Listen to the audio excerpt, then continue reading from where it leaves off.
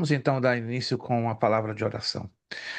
Graças te damos, Deus, pela tua bondade, pelo teu cuidado sobre cada uma de nossas vidas. Nos apresentamos diante de ti, clamamos e pedimos que a orientação do teu Santo Espírito não nos falte. Pedimos que com a tua graça que nos basta, nos fortaleça e que o teu Espírito possa nos ministrar através da tua palavra. Sabemos que estudar a tua palavra sempre foi e sempre será um grande desafio, uma batalha tremenda, mas queremos ser vencedores no meio desses desafios e dessas batalhas. Muito obrigado. Perdoa os Jesus. nossos pecados, recebe a nossa oração, Meu Deus, glorifique e exalta bem perdoa-nos. alto o teu santo nome nesta noite. Muito obrigado. Colocamos-nos aos Jesus. teus cuidados, pedindo a direção do teu Espírito Sim, e a Pai tua querido. graça, mais uma vez, seja derramada sobre cada um de nós. Em nome de Jesus, a ti oramos e te agradecemos. Amém e Amém. amém. Amém. Muito boa noite a todos os queridos irmãos que estão chegando, a paz do Senhor. Nossa irmã Jo pediu aqui a palavra, então vamos lá, rapidinho, irmã Jo, por gentileza, irmã Jocélia, que eu vi a sua mão Pastor, levantada. desculpa mais uma vez, o caderno esbarrou aqui. Me O perdoa. caderno esbarrou, no esbarro, levanta a mão. Fantástico. Essa tem que aprender, meus irmãos. A irmã Jocélia esbarrou com o caderno e levantou a mão do outro lado. Isso chama-se reflexo de unção. Muito bem, meus irmãos. Estamos aqui, graças a Deus, na nossa aula. Está chegando a irmã Évila. Só um momentinho, deixa eu dar a presença a ela, para não ficar mal a Paz do Senhor. coisa. Paz do Senhor, Jonathan. Deus abençoe. Maravilha, perfeito. Ah, muito bem, meus irmãos. Página de número 8. Estamos ali falando sobre ainda, né? Não chegamos a concluir a mordomia da alma, o homem interior. E estamos na página 8, no último parágrafo, no 2.3. Nós já falamos desse parágrafo, então vamos só recapitulá-lo e avançarmos para a mordomia do espírito, não é? A santificação dos pensamentos. Vimos que a alma é a sede das emoções, dos sentimentos e dos pensamentos. Logo, sua mordomia deve zelar por tudo que preenche o pensamento do crente, conforme ensina o apóstolo Paulo. Já vimos isso, né, em Filipenses 4:8, né? São 6 coisas que devem preencher os nossos pensamentos.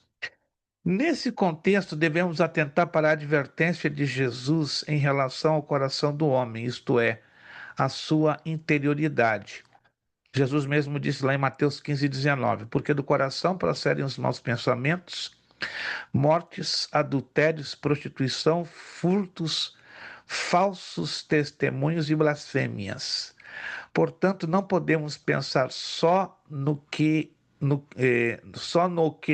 fazer, mas também no que não pensar. Toda ação ou reação humana precede o pensamento, o sentimento e a emoção, né? Há um ditado popular que diz, né? Mente vazia é oficina de Satanás. A questão não é só a mente vazia, a questão é com o que a nossa mente está sendo ocupada, sendo preenchida. Antes de entrar na mordomia do espírito, vamos fazer uma rápida revisão, bem rápida, na base dos slides, né? Há uma razão dos slides para a gente entender isso aqui. Isto. Estão todos enxergando os slides? Todos estão enxergando? Quero saber se todos estão enxergando. Isto. Perfeito, né? Nós já estudamos, né, aqui conceituando o alma e espírito. É apenas um repasso, né, uma revisão para nós não nos confundirmos com essas definições bíblicas, porque elas podem até nos confundir em algum momento. Segundo o Novo Testamento, a palavra que se refere a espírito é pneuma. Essa é uma expressão do grego, não é uma expressão do hebraico. Do hebraico, se vocês se lembram, é ruach. O termo pode se referir à parte imaterial da personalidade humana, o próprio ser da pessoa e a fonte do discernimento das emoções, da vontade de uma pessoa.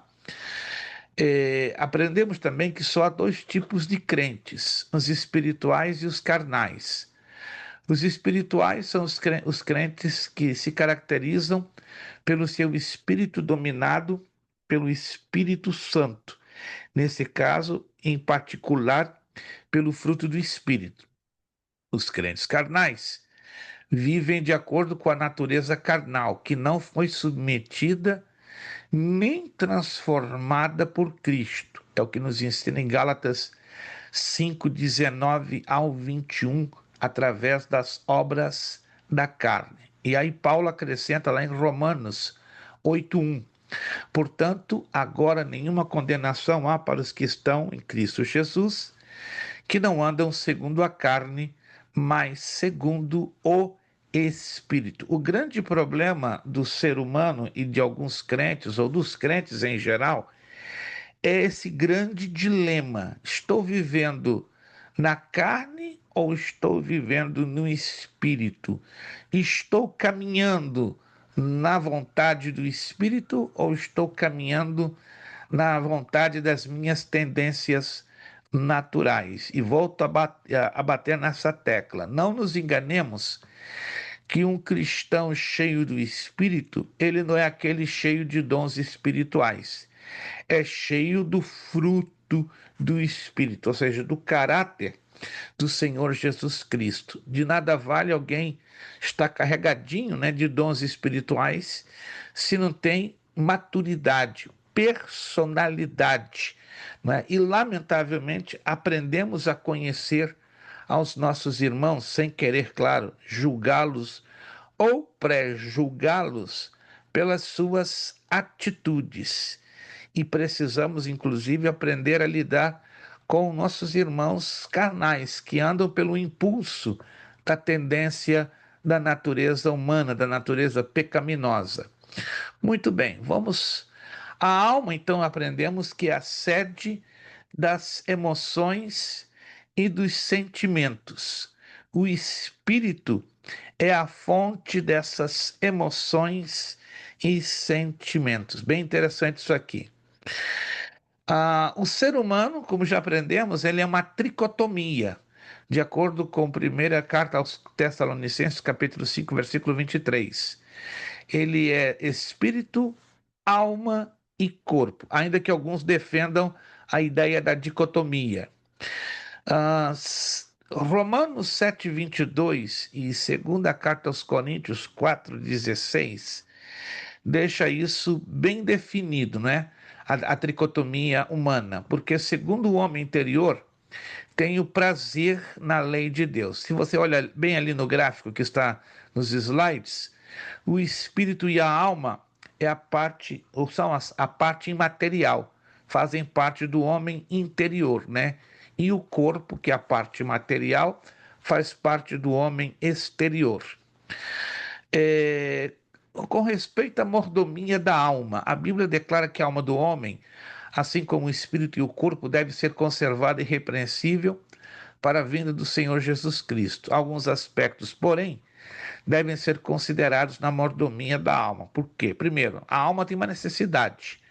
Segundo, a alma precisa viver um processo de santificação. E a alma, claro, a santificação dos pensamentos, como já acabamos exatamente de falar agora há pouco. A necessidade da alma, essa necessidade inclui emoção e pode ser satisfeita no relacionamento com Deus. Davi nos ensina isso no Salmo 23, verso 1 ao 3. A alma precisa de refrigério espiritual e da presença divina. O Salmo 42, 1, 2 também nos ensina isso com uma clareza linda. Como o servo brama pelas correntes das águas, assim suspira minha alma por ti, ó Deus. A minha alma tem sede de Deus, do Deus vivo. É, a alma, né, ela também precisa passar por um processo de santificação. Olha que interessante. A pessoa precisa arrepender-se de seus pecados, confessar a Cristo como Senhor e santificar-se integralmente a Deus. Essa orientação nos é dada através de Paulo na primeira carta aos Tessalonicenses, no texto que já conhecemos, não é verdade? Abstende-vos de toda aparência do mal, e o mesmo Deus de paz vos santifique em tudo, e todo o vosso espírito e alma e corpo sejam plenamente conservados, irrepreensíveis para a vinda de nosso Senhor Jesus Cristo. Primeiro aos Tessalonicenses 5, 22, 23. A santificação do pensamento. Vimos que a alma é a sede das emoções e dos sentimentos e dos pensamentos. Logo, sua mordomia deve zelar por tudo que preenche o pensamento do crente, porque do coração procedem os maus pensamentos, mortes, adultérios, prostituição, furtos, falsos testemunhos e blasfêmia. Já mencionamos o texto de Mateus 15, 19. Por isso, o homem é um ser tricotômico, isto é, constituído de corpo, alma e espírito. E a mordomia da alma envolve necessidades e santificação dos pensamentos. Vamos então entrar agora na mordomia do espírito. Vamos entrar aqui então na nossa apostila. Mordomia do espírito. Andando em espírito. Na mordomia do espírito, o crente deve procurar andar em espírito, ou seja, na submissão do Espírito Santo. Diz o texto bíblico: digo, porém, andai em espírito, e não cumprireis a concupiscência da carne. Anote aí, concupiscência. Se alguém tem dificuldade em interpretar esta palavra, é importante que você anote aí o significado de concupiscência: inclinação às tendências pecaminosas. Então, a expressão concupiscência da carne, inclinação às tendências pecaminosas. Se alguém de vocês disser que não tem essa inclinação, se eu disser que eu não tenho, estamos mentindo, não é verdade? Porque, infelizmente, mesmo sendo regenerados, nascidos de novo, temos uma inclinação muito forte às tendências da nossa natureza pecaminosa. Quais são as tendências da natureza pecaminosa? Mentir, difamar, enganar, irar-se. A Bíblia diz que podemos irar, sim, mas a Paulo fala aos Efésios: irai-vos, mas não pequeis. Há um nível de ira, né? Quando você ultrapassa essa faixa amarela da ira, você está pecando. Eu estou pecando. Então, nós temos, infelizmente, tendências muito fortes à natureza pecaminosa nossa. Ninguém vive 24/7 ligado no Espírito. É quase impossível. É possível estarmos ligados ao Espírito Santo? Sim, é possível, sem nenhuma dúvida. Mas isso vai exigir de nós o quê? Sacrifício, renúncia. É difícil, bastante, muito difícil, mas não é impossível, porque nós temos a graça de Deus, não é? Temos a ajuda do Espírito Santo. Vai depender do nível de escolhas que venhamos a fazer para simplesmente estarmos submissos ao pleno controle do Espírito Santo. Andar em espírito, continuamos aqui na nossa apostila, é viver em obediência à direção do Espírito Santo em todas as áreas de nossa vida. Isso é algo fácil? É tarefa fácil? Nunca foi, não é e nunca será. Volto a bater nesta tecla. Vai depender muito do nosso nível de renúncia. Há uma luta interior entre a carne e o espírito, mas uma vez guiados pelo Espírito Santo, não estamos sobre a escravidão da carne, como nos ensina Gálatas 4,18. Portanto, se a vivemos no Espírito, andemos também no Espírito. Vamos à carta de Paulo aos Gálatas, por gentileza, capítulo 4. Carta de Paulo aos Gálatas, capítulo 4.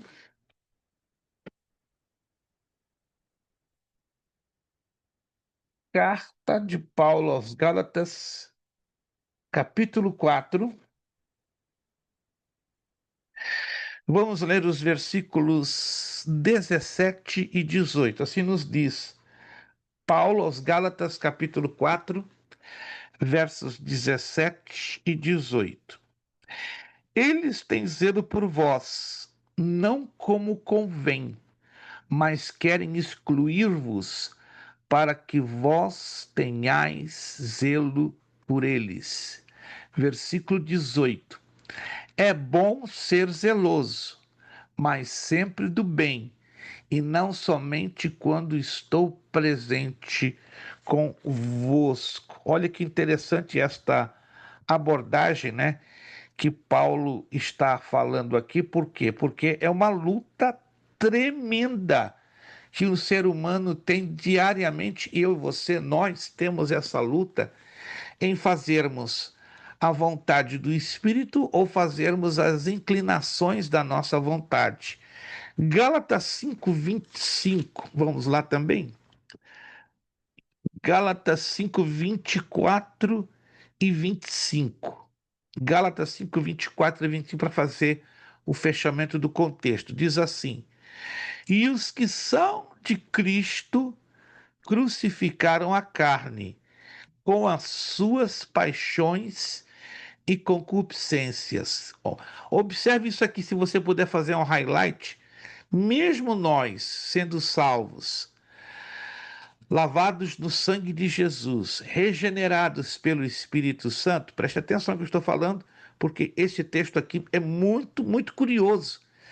Eu já ouvi de boca de pastores dizendo: Ah, eu estou agora, sou salvo, sou regenerado, eu não tenho como desagradar a Deus. Como não tem como? Podemos sim, eventualmente permitir que a ira, podemos eventualmente permitir que a nossa tendência da natureza pecaminosa nos preguem peças, ou uma ou várias peças.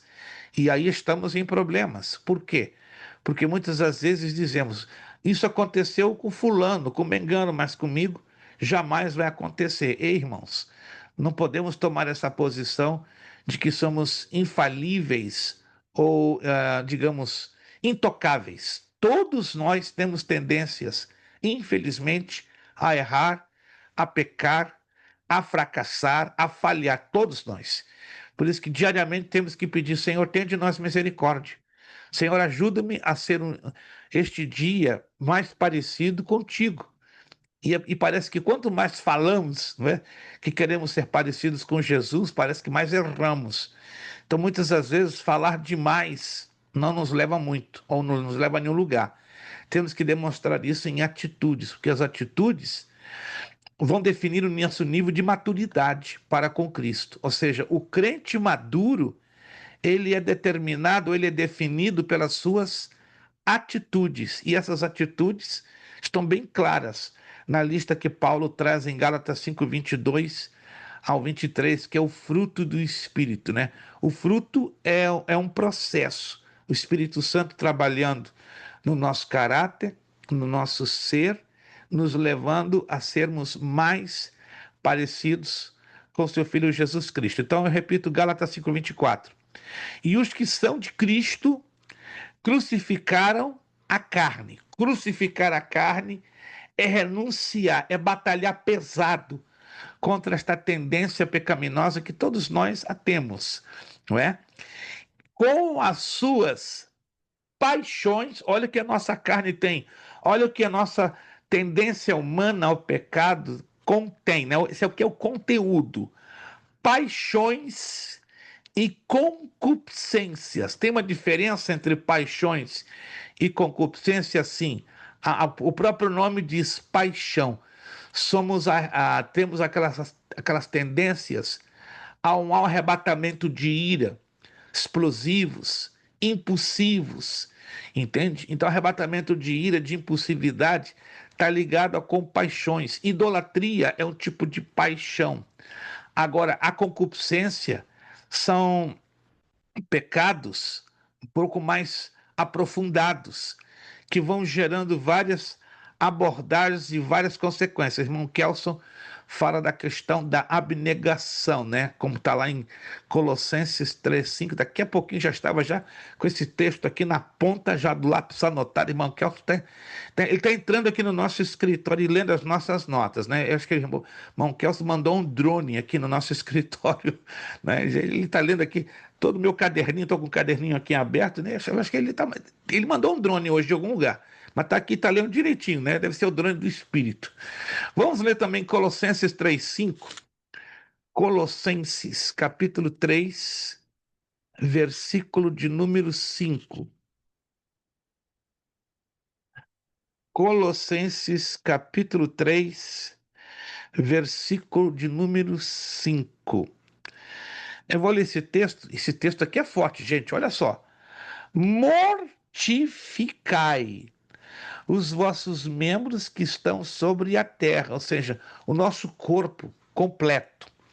A prostituição, a pureza, o apetite desordenado, a vil concupiscência e a avareza, que é a idolatria. Aí eu incluo o versículo 6, pelas quais coisas vem a ira de Deus sobre os filhos. Olha, isso aqui é muito chamativo. Filhos Colossenses o quê? 3:5, 3:5. Colossenses 3:5. Agora, isso aqui me chama muitíssima atenção, ó, sobre as quais coisas vem a ira de Deus e os filhos da Paz desobediência. do Senhor para Irmão todos, André, boa galera. noite. A paz. A gente já ia fazer uma consulta, né, ao Senhor nosso Deus, se o arrebatamento da igreja havia acontecido e levado o André Um e deslize. deixado todos nós na tribulação, mas graças a Deus que Menor, eu não, tava com a minha graças filha ali, resolvendo os negócios ali, nada demais, só tarefa.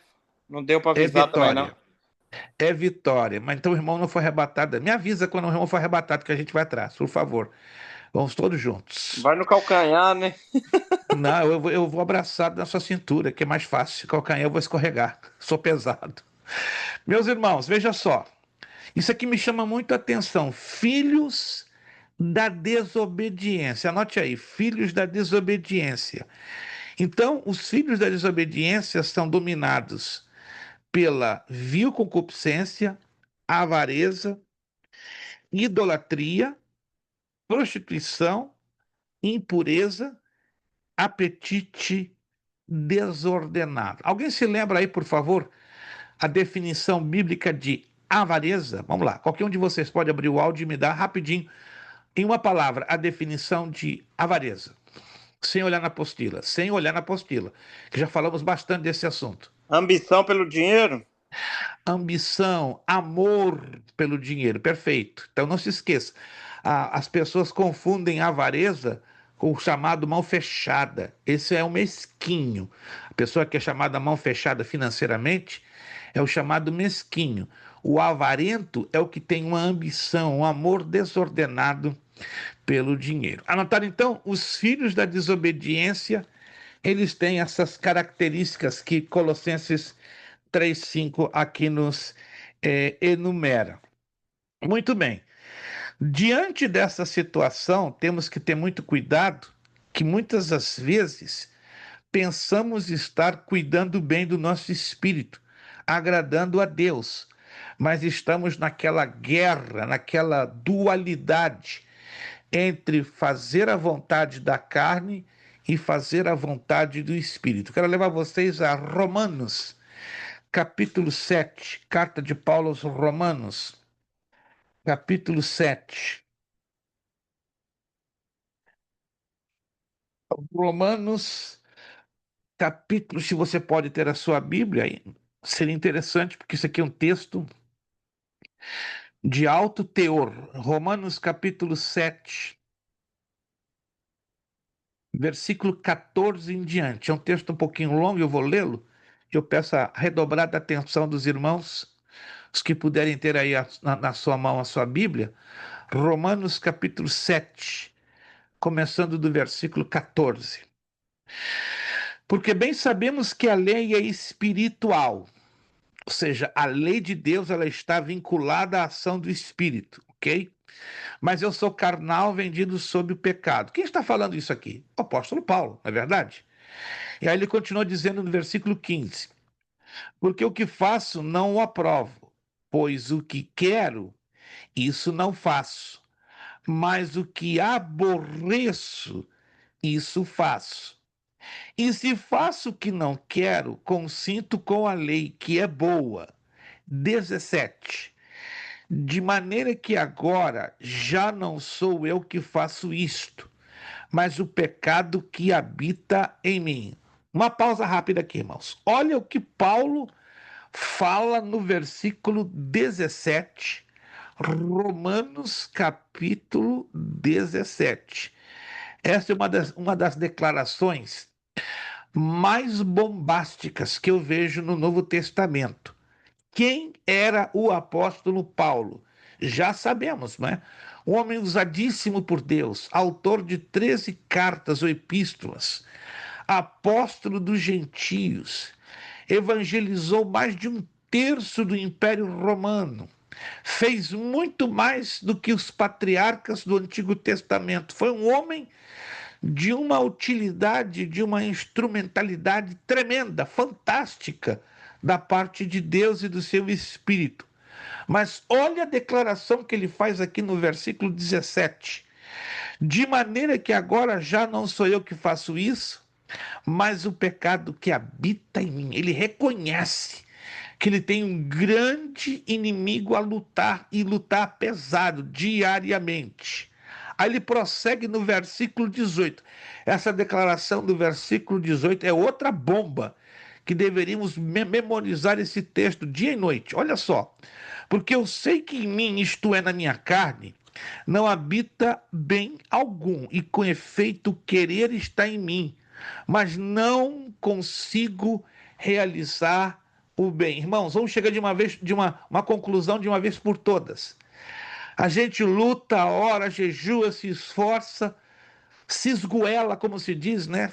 Das tripas coração, mas em algumas ou na maioria das vezes temos uma enorme dificuldade de fazer tudo que agrada ao coração de Deus. Não adianta, irmãos. Os santarrões é que pensam que estão conseguindo fazer tudo e podem fazer tudo. Não podem, irmãos. Nem os santarrões conseguem. Quero dizer isso aqui com muita clareza, porque infelizmente em nossas igrejas estão aparecendo pessoas extremamente religiosas, querendo ser melhores do que o próprio Jesus. Não funciona, irmãos. Nós temos que admitir, temos uma tendência a fracassar, temos uma tendência a errar, temos uma tendência a cair a qualquer momento. Como aqui, a qualquer momento? Sim. Paulo mesmo disse: aquele que está de pé, ó, cuide, olhe, vigie, para que não caia. Para cair é fácil, irmãos. Para levantar que é complicado. Para levantar Ô, custa muito. pastor, não vou tomar tempo, não. Rapidinho. Posso falar? Já, já toma o irmão com a primeira participação. Perfeito. Irmão André com a primeira participação. Na Com verdade, direito com direito a duas perguntas. Não se esqueça, por gentileza. na Adiante. verdade, há quem tem um ditado muito popular aí que fala que o cair é do homem, o levantar é de Deus. Mas o levantar não é de Deus, não. Porque lá em Jeremias, Deus falou com Jeremias assim: levanta-te e desce a casa do oleiro.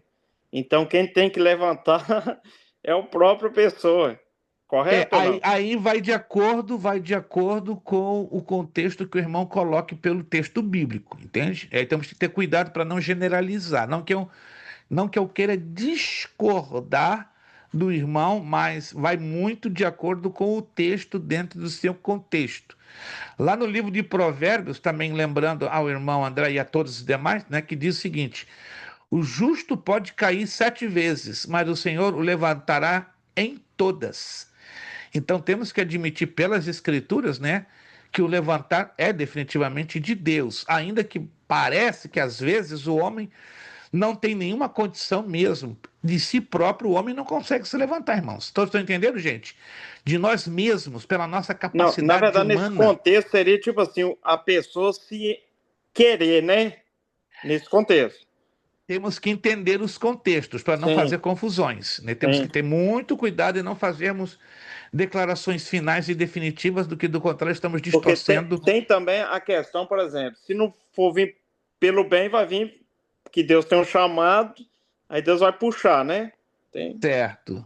Não, tá certo. Perfeito. Vamos, vamos avançar, porque o negócio vai esquentar um pouquinho mais hoje, não é? Porque essa é a questão, irmãos. Nós temos que ter muito cuidado com as circunstâncias que o texto bíblico nos apresenta. Tem textos, entendam-me bem, tem textos que existem uma chamada interpretação padrão.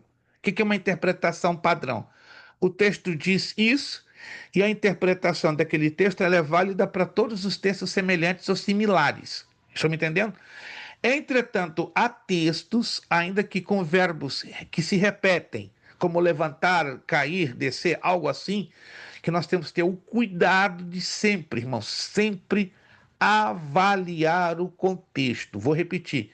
Existem textos cuja interpretação ela é de nível padrão, ou seja, esse texto diz isso aqui e aquele outro texto, repetindo aquela mesma palavra, tem o mesmo significado. Entretanto, vamos encontrar outros textos que aí temos que ler muito bem e ler a fundo para verificar se é um texto de interpretação padrão ou é um texto de interpretação única, singular, de acordo com o contexto. Eu digo isso, irmãos, porque infelizmente existem más interpretações. Eu creio que já falei aqui em aula, e não é errado ou não é demais eu repetir isso aqui. Corre muito forte, irmãos. Isso não tem nada, você vai dizer, não tem nada a ver com a aula, tem tudo a ver. Corre muito forte nas redes sociais, mas forte demais. E eu chego a ouvir isso de púlpito e é uma aberração.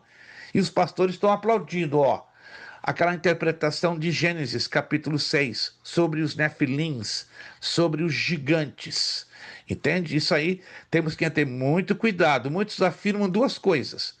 Ou são demônios que tomaram posse do corpo de mulheres, tiveram relações sexuais com elas, e aí vieram gigantes. Ou anjos que desceram do céu, gostaram daquelas mulheres, tiveram relações sexuais com elas, e aí geraram-se os gigantes. Cuidado, isso aí é uma heresia, é uma aberração.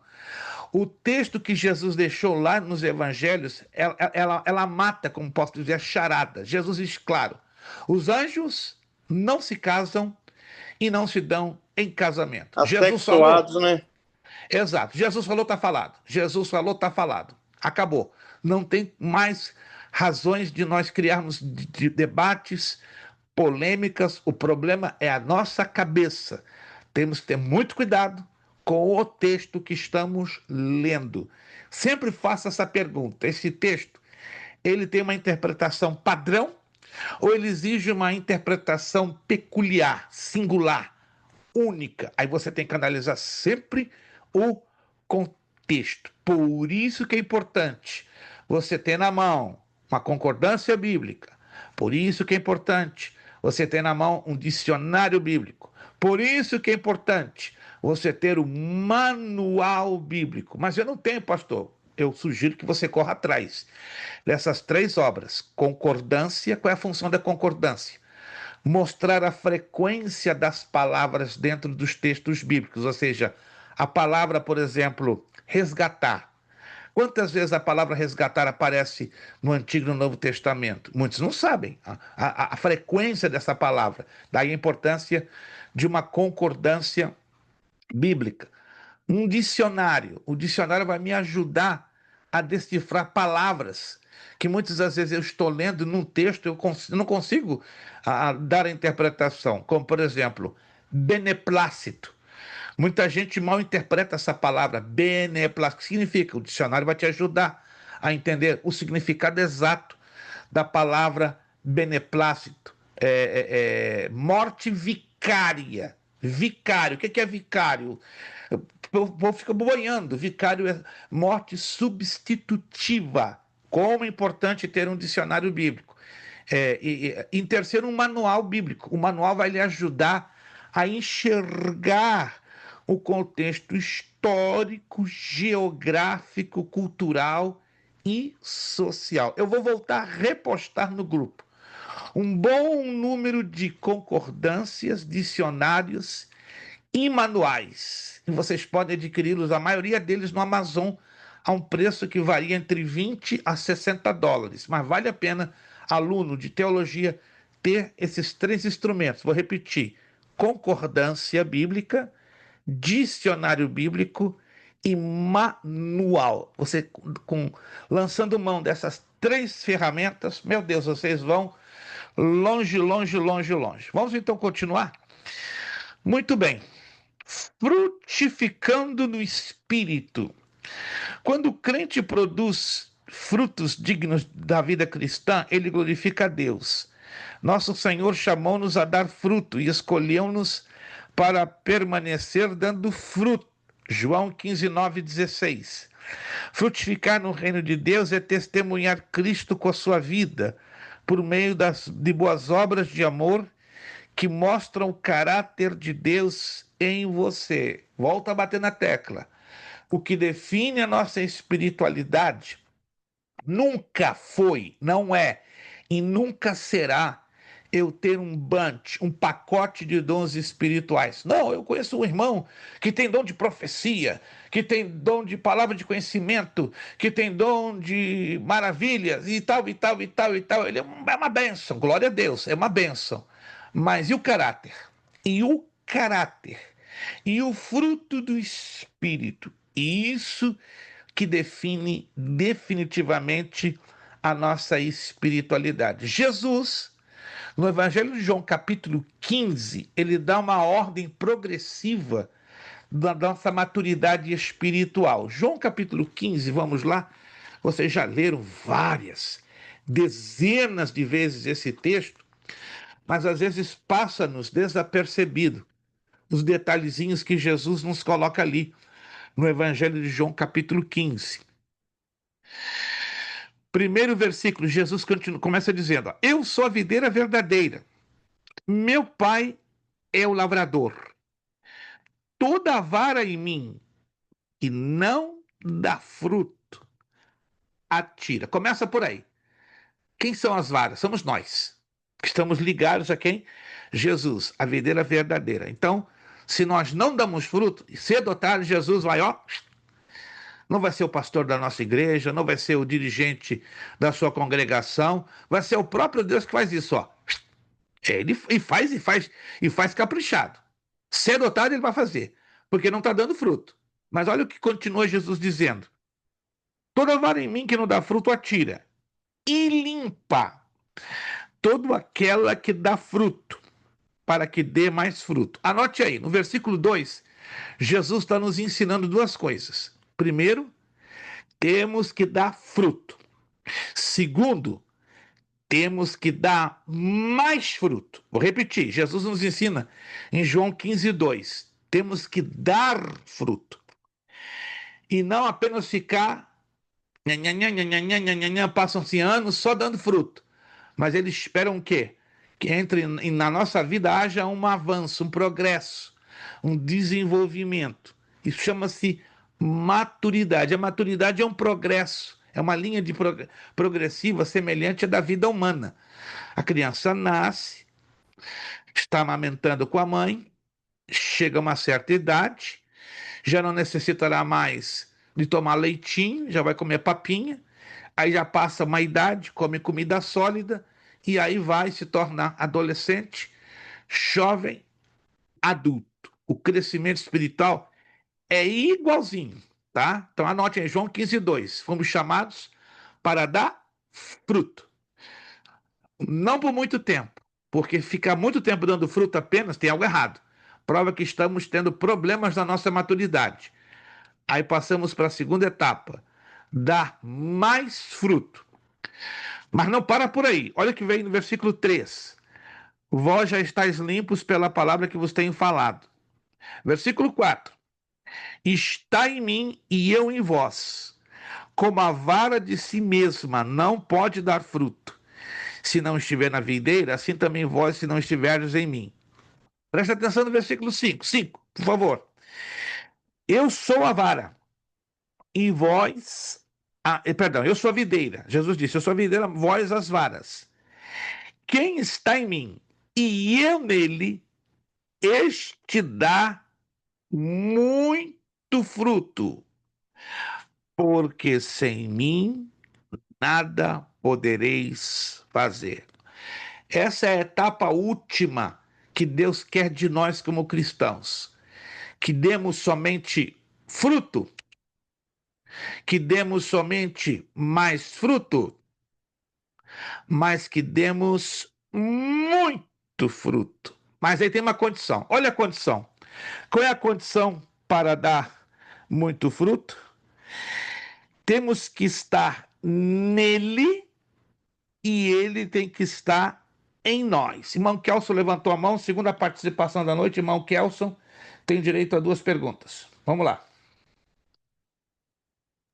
Ô, pastor, e o engraçado é que Jesus, nas suas parábolas, ele usou uma parábola bem interessante em Lucas, no capítulo 13, no versículo 6. Ele fala assim, ó: então Jesus proferiu esta parábola. Certo homem tinha uma figueira plantado na sua vinha. E vinha era lugar que se planta uva.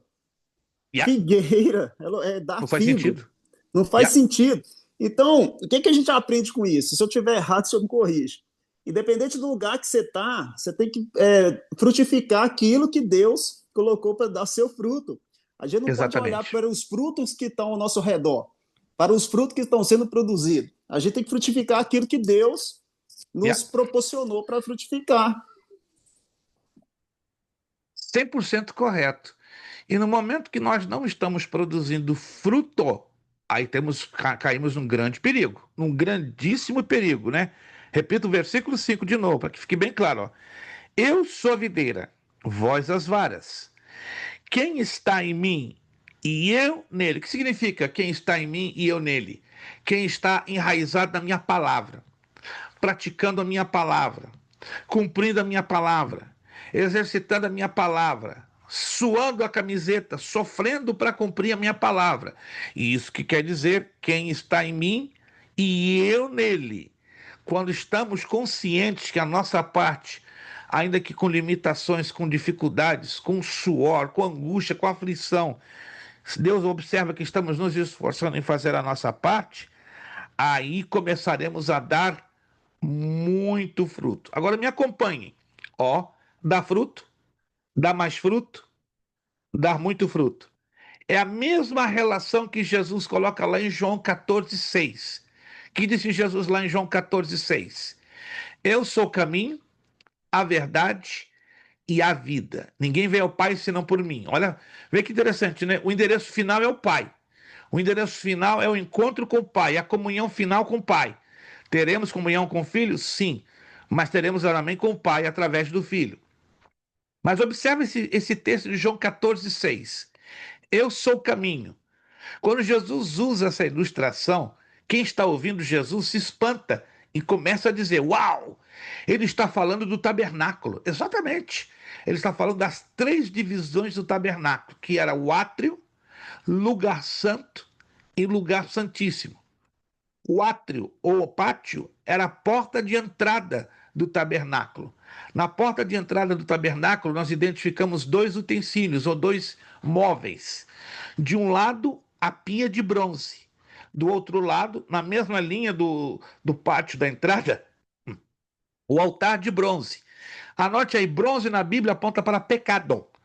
Bronze na Bíblia aponta para pecado. Então, o sacerdote, antes de entrar no lugar santo, ele tinha que se lavar na pia de bronze, no lavatório de bronze, simbolizando o quê? Ele está se purificando pela palavra. Vós já estáis limpos pela palavra que vos tenho falado. Oh, que interessante. Então, aquela água da pia ou do lavatório de bronze simbolizava tanto a palavra como o Espírito Santo. E depois ele tinha que ir também, né, para apresentar parte dos sacrifícios em favor do povo, ao altar de bronze, o chamado altar do holocausto. Altar é lugar de entrega, local de sacrifício, local de dedicação, local de queima das ofertas pelo pecado. E o bronze realmente aponta para o pecado. Aí nós encontramos Jesus aonde?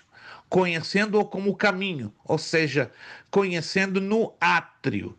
Mas quando eu avanço na minha linha de comunhão para com Deus, eu conheço Jesus como a verdade que liberta. Aí você vai se lembrar que lá dentro do lugar santo, porque esse nível da verdade, ou seja, dá mais fruto, eu vou conhecer Jesus como o candelabro de 7 braços, eu vou conhecer Jesus como o altar de incenso, eu vou conhecer Jesus como a mesa dos pães da proposição. Por que eu vou conhecer Jesus como o candelabro de ouro, o menorá, como aquele que ilumina a minha mente, meu coração e os meus passos para seguir a boa, agradável e perfeita vontade de Deus?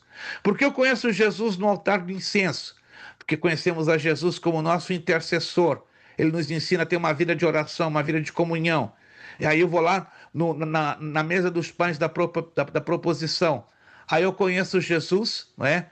Como aquele que foi o nosso substituto, porque a mesa dos pães da propiciação, que eram 12 pedaços de pães, ou 12 pães, cada um representando as 12 tribos de Israel, apontava o sacrifício de Jesus por toda a nação de Israel e por todos nós no futuro, a igreja. Veja que interessante. Isso é conhecer ao nosso Deus, ao nosso Jesus, como a verdade, dá mais fruto. Mas Jesus fala que temos que dar muito fruto. Para dar muito fruto é entrar no lugar que geralmente só um homem, uma vez do ano, poderia entrar, que era o sumo sacerdote. Era o lugar santíssimo. Lá no lugar santíssimo só tinha um móvel, um utensílio, a arca do pacto, a arca da aliança. Dentro da arca do pacto, da arca da aliança, encontramos 3 elementos nele depositados: a vara de Arão que floresceu, uma cópia dos 10 mandamentos e uma porção do maná recolhido ao longo da peregrinação de Israel no deserto. Aí aprendemos a conhecer Jesus, primeiro, como Deus feito homem, Jesus assumindo a fragilidade humana, que é o símbolo da arca da aliança, feita de madeira de acácia, uma madeira caríssima, porém muito fina. Um golpe de leve arrebentava qualquer parte da arca, caso se desse um golpe forte, uma pancada forte, porém revestida de ouro. E ouro fala de divindade. Então ele está falando do quê? Que aquela arca simbolizava Jesus na sua humanidade, na sua fragilidade humana, e o ouro revestindo a arca fala da sua divindade, do seu poder, da sua majestade. A vara de Arão fala que Jesus é aquele que nos ajuda a produzir o fruto do Espírito. Olha que interessante. A porção do maná fala que Jesus é o pão da vida, descido dos céus, que vem nos alimentar. Oh, que interessante, né? E a cópia dos 10 mandamentos fala que Jesus é a palavra que transforma, que cria, que liberta, que faz todas as coisas. Aí conhecemos a Jesus ou ao Pai como aquele que dá muito fruto, e aí o conhecemos finalmente como a vida. Aí eu resumo, né? Jesus também no Evangelho segundo São Marcos nos motiva a darmos fruto 30 por 1, 60 por 1 e a 100 por 1.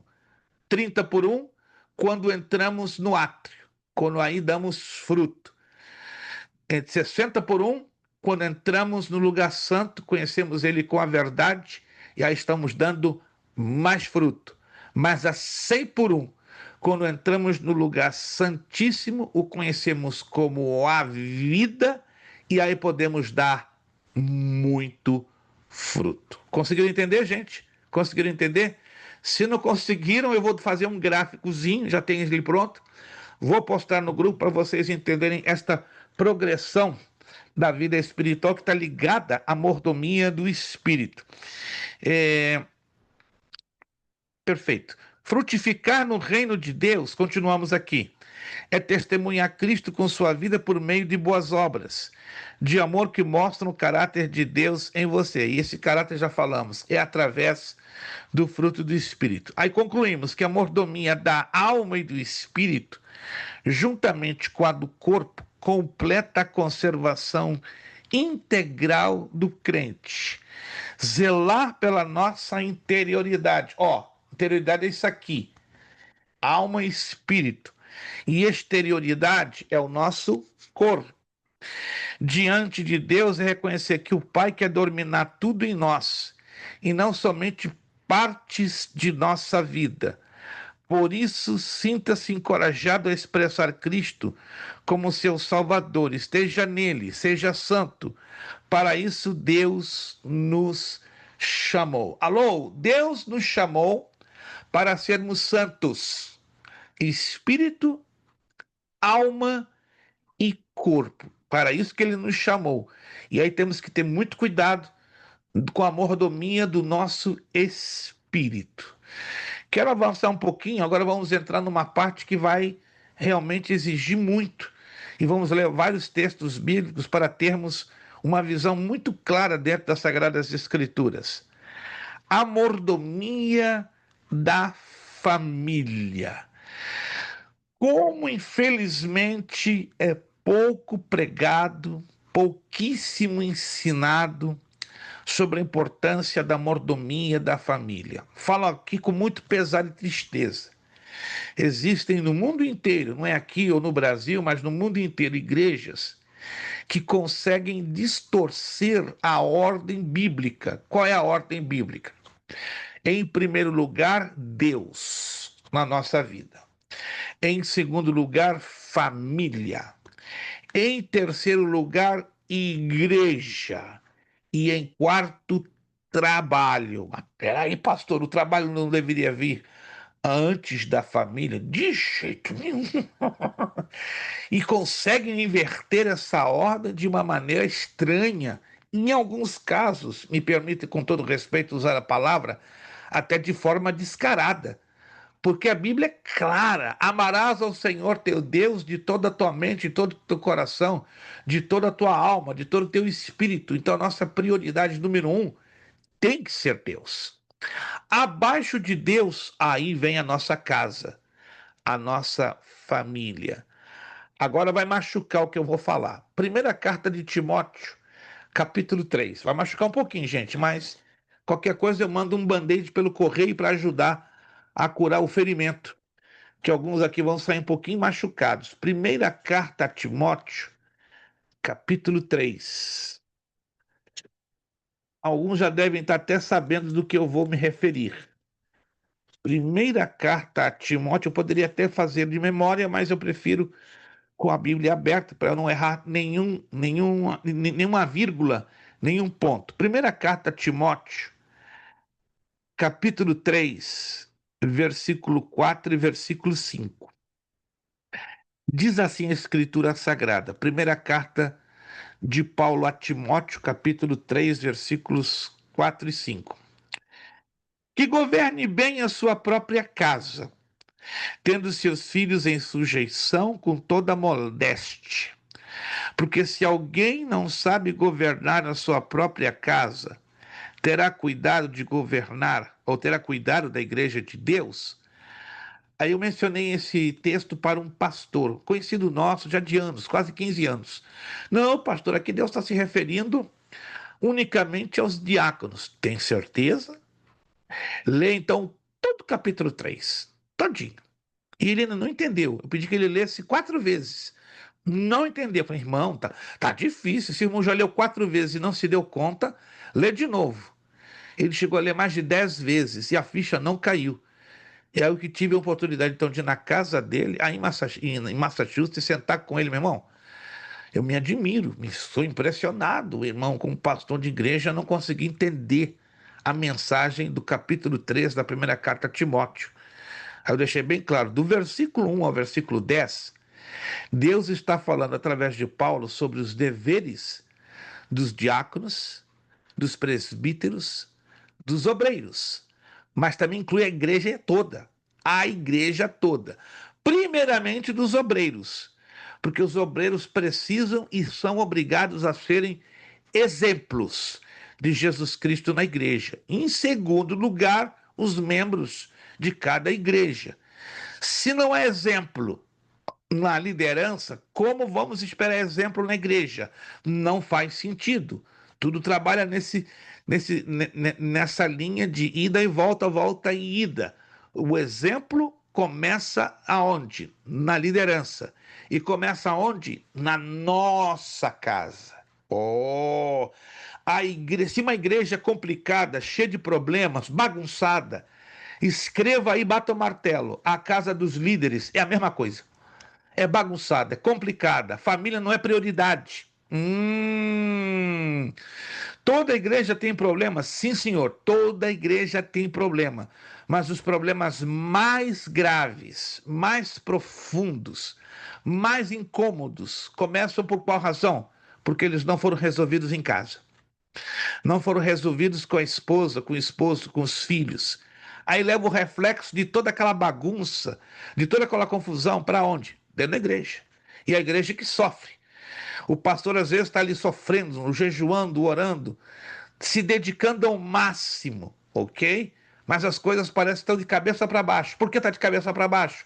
Porque os obreiros, os diáconos, os presbíteros, os evangelistas, as diaconisas não estão fazendo o seu papel de primeiro cuidarem da sua casa, espiritualmente falando, para depois tomarem a pretensão de quererem cuidar da obra de Deus. Não faz sentido. Eu sou, irmãos, infelizmente, se eu digo infelizmente, porque eu digo infelizmente, né, da moda antiga, não é? No meu tempo, década de 60, 70, 80, 90, nenhum obreiro era separado se não passasse pelo crivo da família. Como é que é? Crivo da família, isso mesmo. Vou rapidinho falar a vocês. Ó, nos anos 70, 80 e 90, um diácono para ser separado, além de ele ter um curso básico em teologia, obrigatoriamente, assim era, nos anos 70, 80 e 90. Era obrigatório ter um curso básico em teologia. Se não tiver, esquece. Nem candidato entra. Depois do curso básico, era feito um crivo com a família. Como é que era isso? 3 entrevistas com a esposa do candidato, ou com o esposo, se fosse candidato a diaconisa, e depois uma entrevista com os pastores e os filhos, em separado. E depois uma terceira entrevista com a esposa, os filhos, ou com o esposo e os filhos, porque era necessário confrontar verdades e mentiras. No final dos 3 crivos, chegava-se a uma conclusão. O fulano ou a fulana estão no jeito para servirem como diáconos ou diaconisas. Quando havia reprovação, era simples. Você aceita ser acompanhado, treinado por um período de 6 a 8 meses, porque queremos não gente perfeita servindo a Deus que não existe, mas pessoas que sirvam a Deus com excelência, com ordem, com decência, não é? Com qualidade. Você aceita? Os humildes que tinham convicção do seu chamado de Deus levantavam e diziam: aceito o acompanhamento. Mas os rebeldes, né, os chamados crentes bode, simplesmente: não, pastor, só está pedindo demais, está pedindo demais. Aí se retiravam chateados e buscavam uma outra igreja, um outro ministério. E depois, para esfregar na cara do pastor: ó, pastor, estou chamando o senhor, porque agora eu vim para esse ministério, obrigado por tudo que o senhor fez por mim, mas agora eu sou presbítero. Mas de que qualidade? Desonrando a sua própria casa, desonrando a sua própria família. Ou seja, maior culpado, entendam-me bem, maior culpado é aquele que separa essa qualidade de obreiro. Ou seja, o camarada errou em querer somente separação. E hoje em dia está uma febre. Pastor, quando é que você é separado do diácono? Quando é que você é separado do presbítero? Podemos trabalhar, irmãos, atenção, isso aqui é sério. Podemos trabalhar na casa do Senhor, sermos mordomos, sem precisarmos de títulos. No meu tempo, trabalhávamos em favor da obra de Deus pelo mero amor. Não precisávamos de ter um título: sou diácono, sou presbítero, sou evangelista, sou pastor. Servíamos porque éramos conhecidos como servos. Servos. Servos. Esses dias alguém se ofendeu porque um membro de uma igreja me chamou de irmão Luiz Prestes. Com respeito. Pastor Luiz Prestes, que negócio é esse? Eu falei, peraí, só um pouquinho, irmão. Eu sou servo. Antes de qualquer coisa, eu não dependo do título ser pastor para servir a Deus. E ele ficou nervoso. Ele ficou nervoso. Super nervoso. Não, pastor. Só tem que valer o seu título. Eu valer o meu título? Você, irmão, tá sonhando. Eu tenho que apresentar o meu testemunho. E o irmão nervoso. Mas o irmão de que ouvir que o título pastor abre muitas portas. O irmão está enganado. O que eu faço hoje, pequenininho, humildemente falando, eu fazia antes de ter o nome de pastor. Não, o irmão é uma exceção. Não, eu não sou uma exceção. Você pode servir a Deus independente de ter um título. Sabe o que abre a porta para você servir a Deus em outras igrejas e outros ministérios? Seu testemunho. Seu testemunho, sua postura ética, sua maturidade. Eu não falo para me glorificar, nem me vangloriar. A glória seja dada unicamente a Deus. Eu passei anos na minha vida servindo a Deus sem sustentar o título de pastor. Nem diácono eu era. Nem cooperador, nem auxiliar de trabalho. Eu já dava estudo bíblico, já pregava. E quem que era? Todo mundo me chamava de pastor. Não, não, não, não, não, não, não, não. Esse nome é muito pesado para mim. Eu não consigo encaixar dentro desse nome. Servo Luiz Prestes. E hoje tem uns bonitinhos aí que ficam chateados querendo tomar minhas dores porque eu não sou chamado de pastor. Eu falei, rapaz, vai te converter, vai ter um encontro com Jesus, vai ter um encontro com a palavra de Deus, né? Aprenda que servir a Deus não dependemos de títulos. E quem está buscando o título está em um péssimo caminho, porque quer a glória para si, quer roubar a glória para si. É um péssimo mordomo. Já estamos falando diretamente, irmãos. Se vocês, eu espero que não, e oro a Deus que não, eu acredito que sim, tá? No sentido que ninguém esteja buscando títulos para servir a Deus, para ser aplaudido e reconhecido. A minha oração é que todos vocês, se falam com carinho, com respeito, sirvam a Deus pelo que vocês são, sem terem títulos. Se amanhã mais tarde Deus agrade a ele, dar um título para alguns de vocês de diácono, diaconisa, pastor evangelista, vai ser o que é consequência da sua fidelidade e do resultado do seu amor a Jesus Cristo. Quantos estão me entendendo, gente? Quantos estão me entendendo? Eu tenho recusado, escute bem, você pode não acreditar, eu tenho recusado alunos para estudar na nossa escola, sabe por quê? Eu faço uma entrevista de 10 minutos. Vem cá, qual o seu objetivo para estudar na escola Bereia? Ah, eu quero ser ordenado logo a pastor. Como é que é? Como é que é? É, porque meu pastor disse que se eu tiver um curso básico, um curso médio, ele já me ordena pastor. Ih, irmão, então temos um problema. Procura uma outra escola teológica. Hã? Mas me disseram que a sua escola é boa. Meu irmão, se o irmão recebeu essa informação dizendo que uma vez estando conosco, pelo certificado do básico ou do médio, vai lhe dar o pastorado, então o irmão bateu no endereço totalmente errado. Mas, irmão, já acompanhei o seu trabalho pelo Facebook, pelo Instagram. O irmão é o cara, eu não sou o cara coisa nenhuma. O irmão que precisa, desculpe. Isso foi semana passada, quarta-feira passada. Um irmão tá louco, presbítero, tá doido para ser ordenado. Uma igreja, não vou dizer onde, aqui nos Estados Unidos. Eu preciso dessa ordenação, pastor. E eu preciso desse curso, esquece. Então, não serei eu que vou lhe dar esse curso básico que o irmão está precisando para a sua ordenação. Então, corra atrás de outra escola que faça essa barganha, que faça essa negociação. Eu tenho uma consciência com Deus. Ele ficou nervoso. Pastor, eu tenho aí 15 alunos para recomendar para o senhor. Se o senhor me aceitasse, eu não preciso desses 15.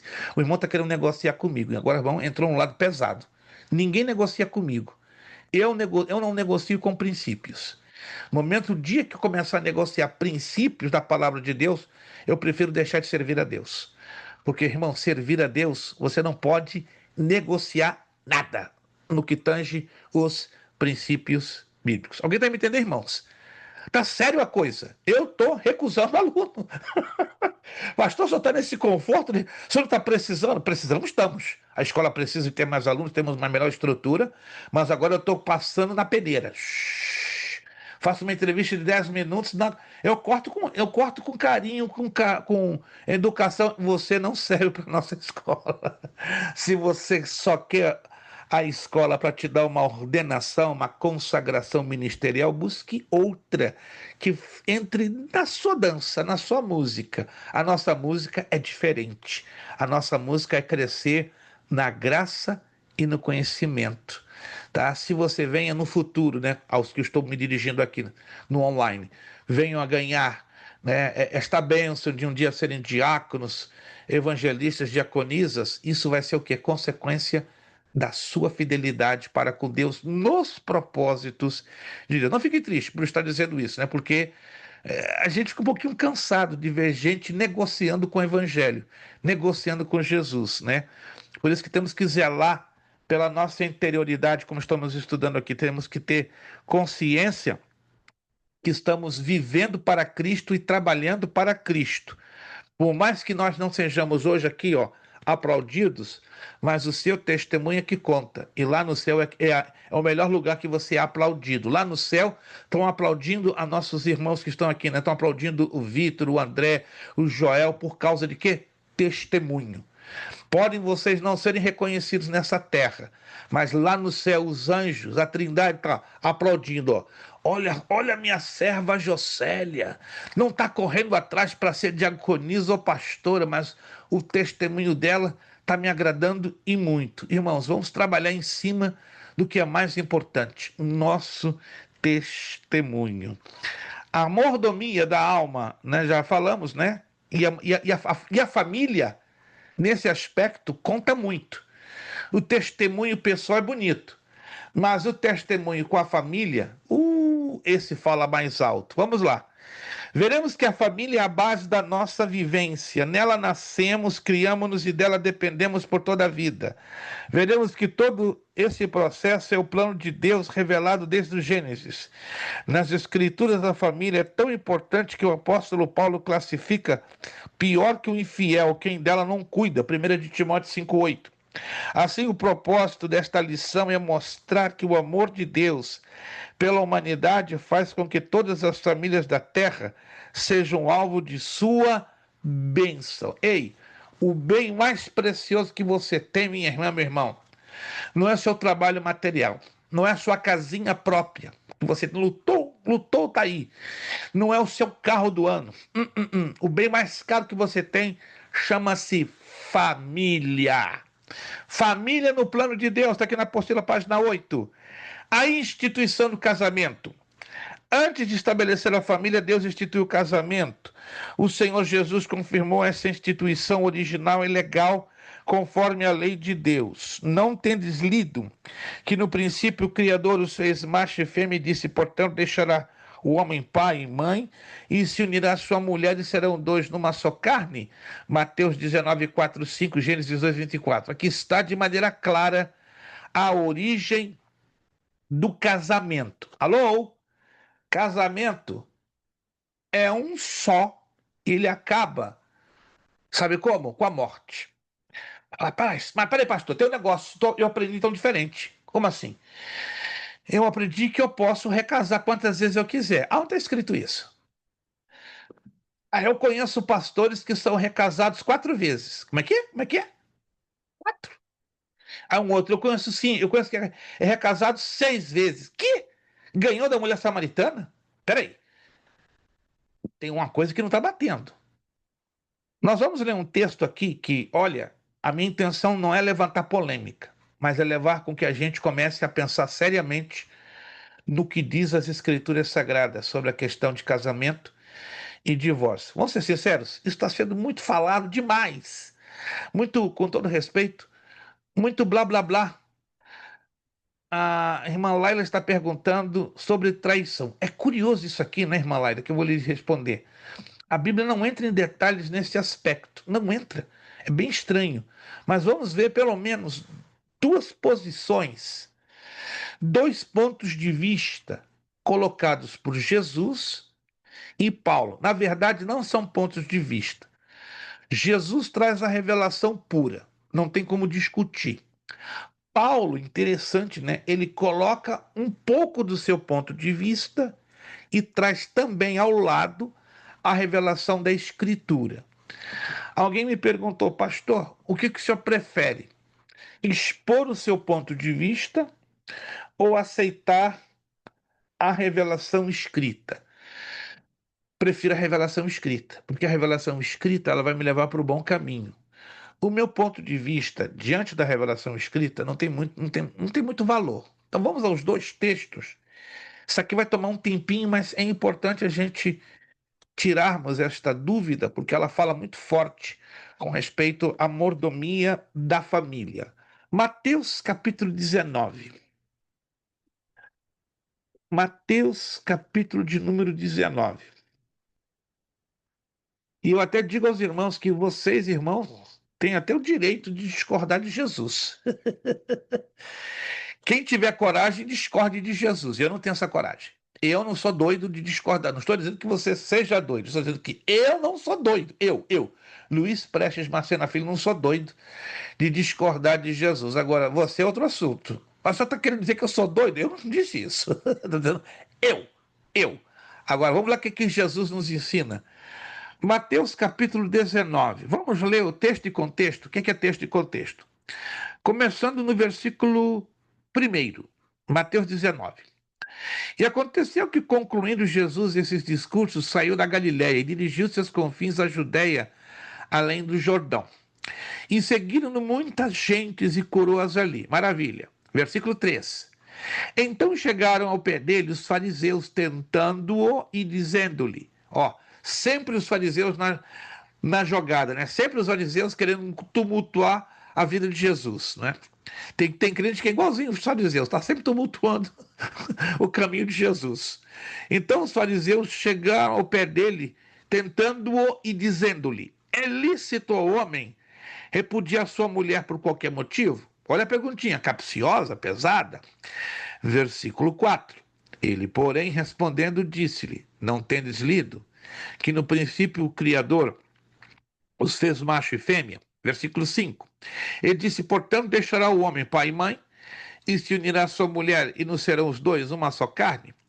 Assim não são mais dois, mas uma só carne. Portanto, o que Deus ajuntou, não separe o homem. Eu faço aqui uma pausa. E eu deixo uma pergunta dentro dessa pausa.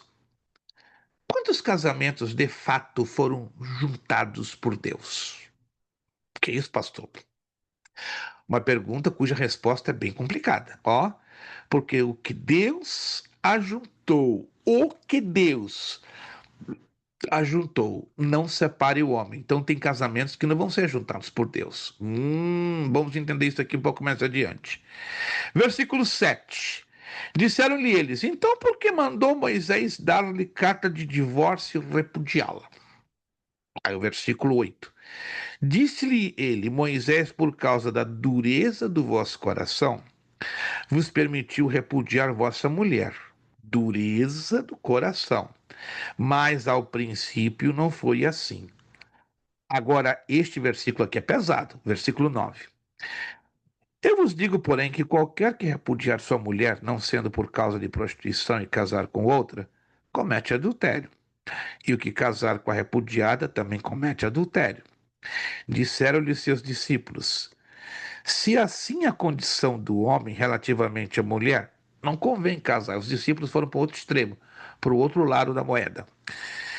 Ele, porém, versículo 11, lhes disse, nem todos podem receber esta palavra, mas só aqueles a quem foi concedido.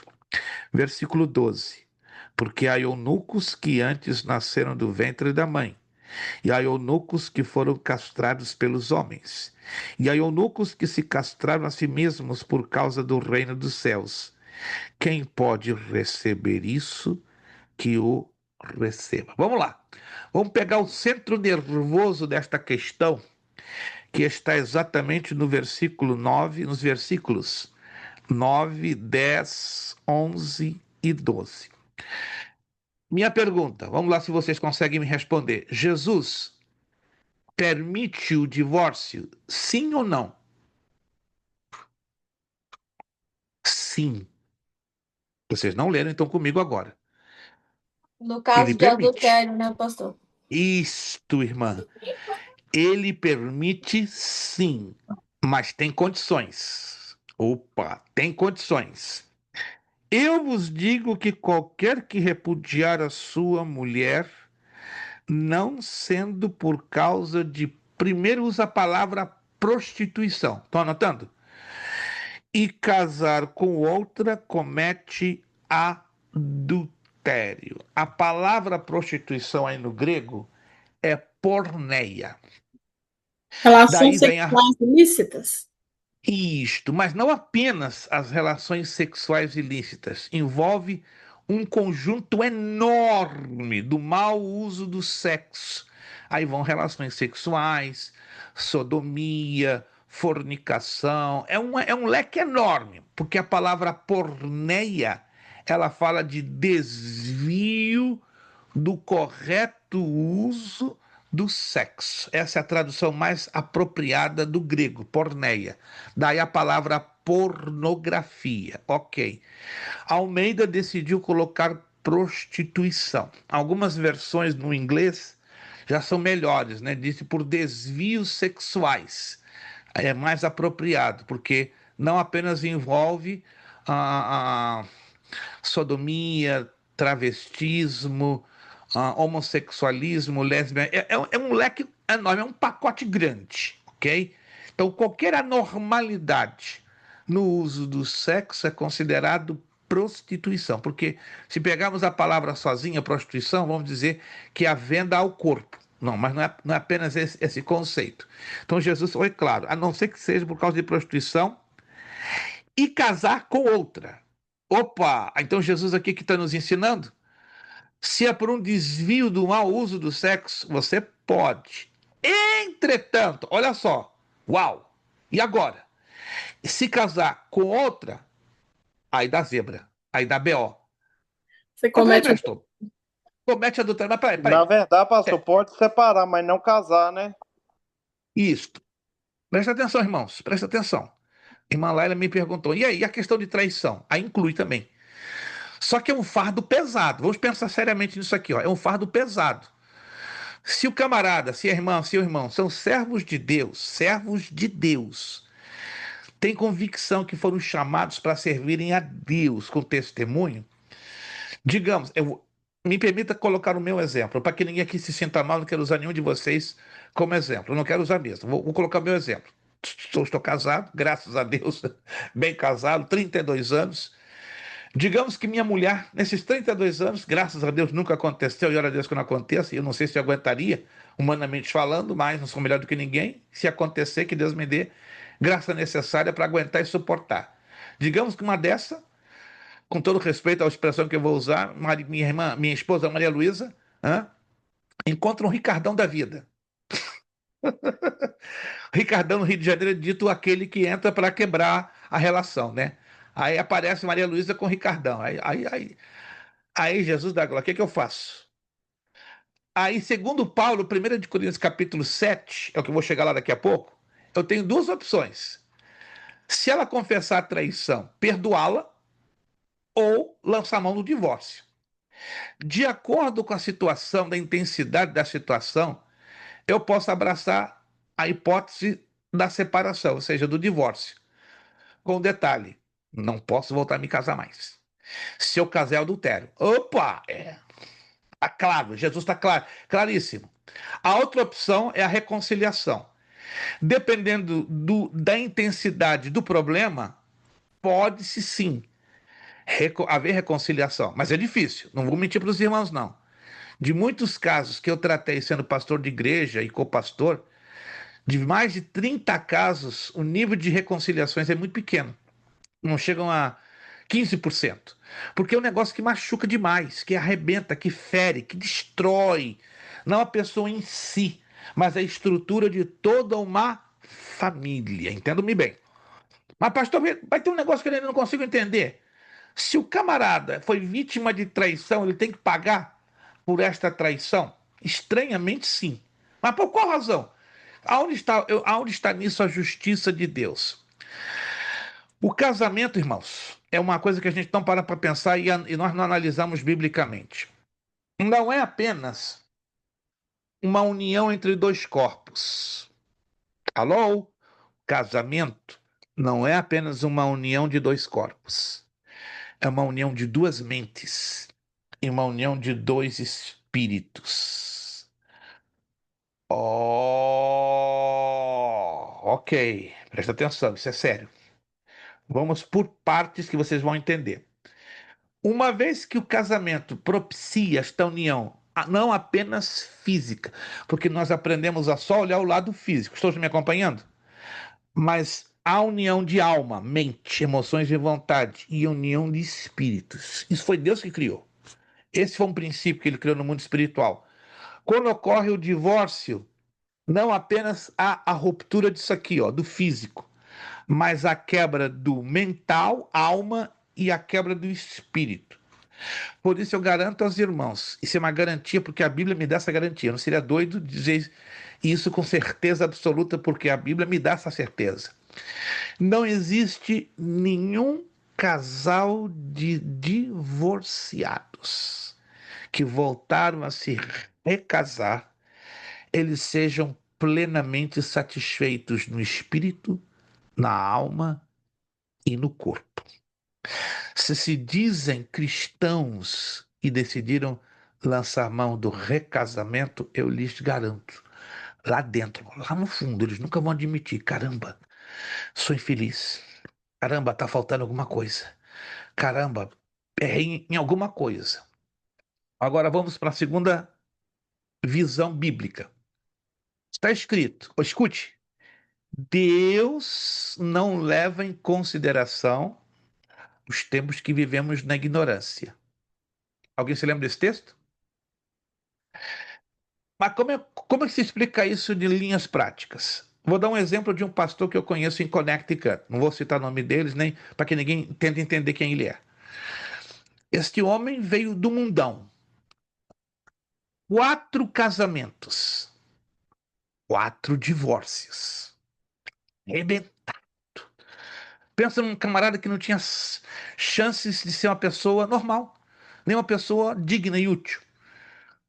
No pior da vida dele, conhece a Jesus. Conheceu Jesus, foi uma transformação radical. Deus começa a trabalhar nele. Eu acompanhei um pouco do processo dele. E aí encontra uma irmãzinha. Curiosamente, passou por 3 divórcios. Quando estava também no mundo. E estava sozinha. Depois do terceiro divórcio, ela conheceu Jesus e decidiu. Ela levou em consideração a palavra e parou. E aí? Os dois se encontraram. Os dois estão me acompanhando. Ele passou por 4, ela por 3. Eles não conheciam Jesus no processo dos 4 e dos 3 divórcios. Mas a seu tempo ele veio a conhecer Jesus e ela veio a conhecer Jesus. E um dia se encontraram numa determinada igreja no estado de Nova York. E aí? Começaram a conversar para ali, para lá, para ali, para ali, para cá. Buscaram o conselho de um servo de Deus que conhece a fundo essa parte matrimonial nas escrituras e simplesmente os orientou dizendo: o que vocês fizeram no tempo da ignorância. Deus não vai levar em consideração o que vocês fizeram. Então vocês têm todo o direito agora de refazerem a vida de vocês. Porque veja, meus irmãos, nosso Deus é um Deus justo. A ignorância, respondendo talvez algumas perguntas que os irmãos possam estar fazendo, podem criar um abismo entre sermos felizes em Cristo ou sermos completamente infelizes. Agora a situação é completamente diferente quando, tá aqui um servo de Deus e uma serva de Deus. Não importa que passaram por todo o lamaçal do mundo, mas estão ali servindo a Deus. Dá no meio do caminho um problema no casamento deles. E aí se decidem a divorciar. Ok. Seja por causa de prostituição, seja por qualquer outra causa. Mas a Bíblia só dá permissão por causa de prostituição. Para outra forma. E aí como é que fica? Se não é por causa de prostituição, se insiste a voltar a se casar, peca, comete adultério, ok? Porque diante de Deus esse suposto divórcio não tem validade. Talvez diante dos homens, mas não diante de Deus. E aquele que se separa ou se divorcia sem qualquer causa aparente, também está cometendo o mesmo nível de erro. Então, essa é a razão pela qual Jesus coloca aqui, ó, nesse versículo, vou reler de novo, lá no 19:11. Ele, porém, lhes disse: nem todos podem receber esta palavra. Ou seja, nem todos podem receber esta orientação, essa determinação, mas só aqueles a quem foi concedido. E a solução? Separar e ficar só? Pela Escritura, sim. E aí? E aí, pastor? Isso não está sendo um tipo de injustiça da parte de Deus? Não. Me permitam agora entrar no versículo 12, e depois eu vou rapidinho no capítulo 7 de 1 de Coríntios, que vocês vão ver como Paulo coloca essa situação. É difícil, gente. Eu, como pastor de Pastor, igreja, rapidinho. já Perdão. tive irmã Aline. Deixa eu aqui anotar que a irmã Aline está tendo a sua primeira participação. Então, se a pessoa se separa, um exemplo de uns pastores conhecidos que a gente tem, o pastor cometeu adultério e eles se divorciaram. E a pastora se casou novamente. Então, no caso, ela também está pecando. Não, não é certo isso. Se a Bíblia me mostrar algo diferente, eu gostaria que a irmã me ajudasse a entender isso. Se a Bíblia, repito, me mostra diferente, de repente, eu ainda estou numa ignorância bíblica de 50 anos. Estou sendo muito sincero, falo com muita humildade, temor e tremor de Deus. Se a Bíblia me mostra diferente, eu gostaria de encontrar onde está isso. Porque a Bíblia não me dá apoio. Entenda? A questão é o apoio bíblico. Aonde está?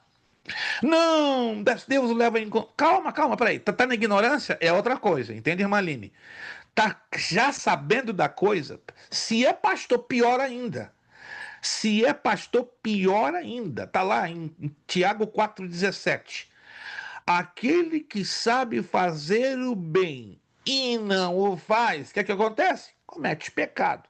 Então, a quem muito dado, muito lhe será cobrado. Caramba, se eu estou aqui pela bondade e misericórdia de Deus, ensinando, me esforçando a me ensinar algo, e lá na frente eu vou pisar em cima daquilo que eu ensinei, eu tenho que chutar a bola e desistir de tudo. Ou pelo menos ser suficiente humilde para dizer, irmãos, pequei, errei, fracassei, não convém eu continuar, porque eu errei em vários pontos que eu passei a minha vida inteira ensinando. Então, quem tem vergonha na cara, reconhece. Quando erra, abandona, pronto. Infelizmente, irmã, a Laila pergunta sobre a questão da agressão física e emocional. Isso é complicado, irmã Laila. É muito complicado. Nem sempre uma situação vai ter uma resposta, uma saída assim, ó. Porque só sabe quem está do outro lado sofrendo, padecendo, não é? Concordo, eu estou ajudando por fora a cuidar de um caso dessa natureza que a senhora está me falando, né?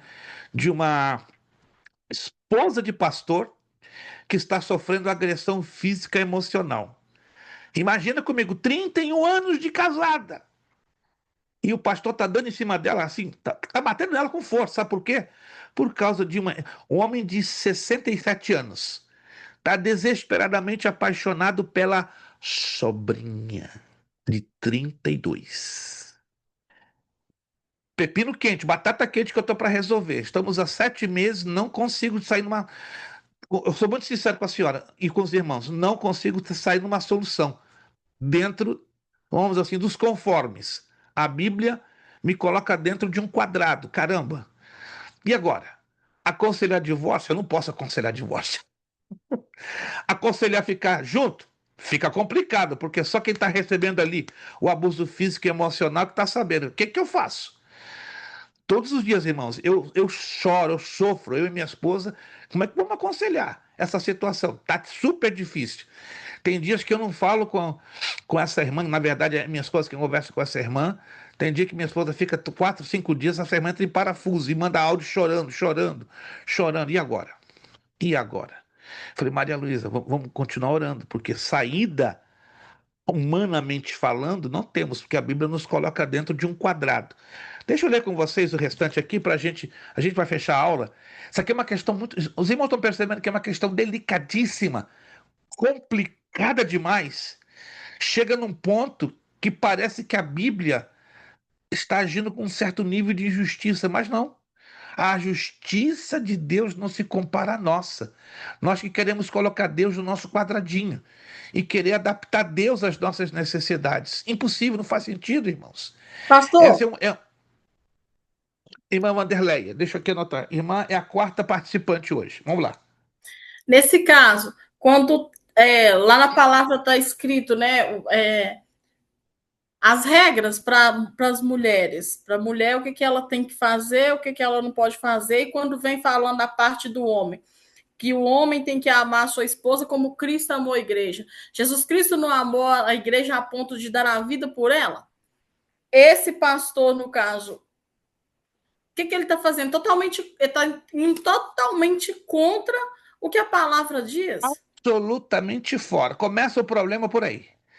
Totalmente fora. Ele primeiro tinha que dedicar a sua vida à família. Se ele, na tentação da carne, a carne é fraca. Eu sei, irmãos, que a carne é fraca. Como sei. Mas se o camarada tem um chamado de Deus, um compromisso, uma responsabilidade, com Deus, primeiramente, ele vai honrar a família. E a melhor maneira que ele vai ter para honrar a família é honrar o seu cônjuge. Porque honrando o seu cônjuge, ele está honrando seus próprios filhos. E honrando ao mesmo tempo a Deus. Deixa eu só, por favor. Mateus 19:12. Porque há eunucos que assim nasceram do ventre da mãe.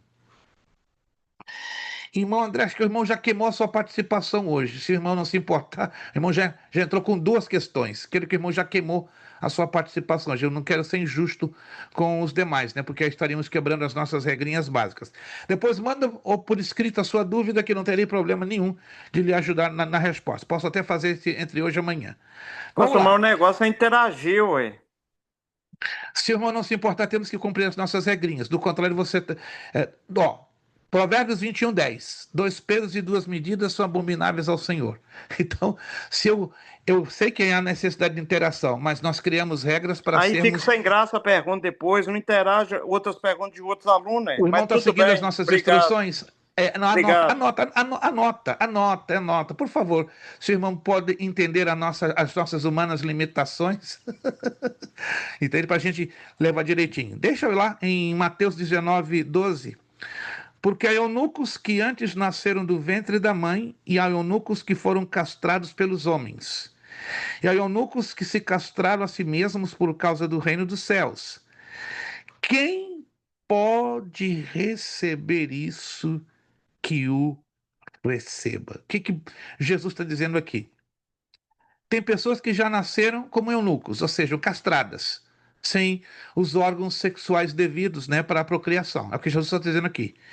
Tem outros homens que foram castrados pelos homens, não é? Aqueles que foram castrados por algum tipo de perseguição religiosa ou algum tipo de perseguição. E aqueles que se castram por si mesmos por causa do reino, ou seja, que decidam a não se casarem, entende?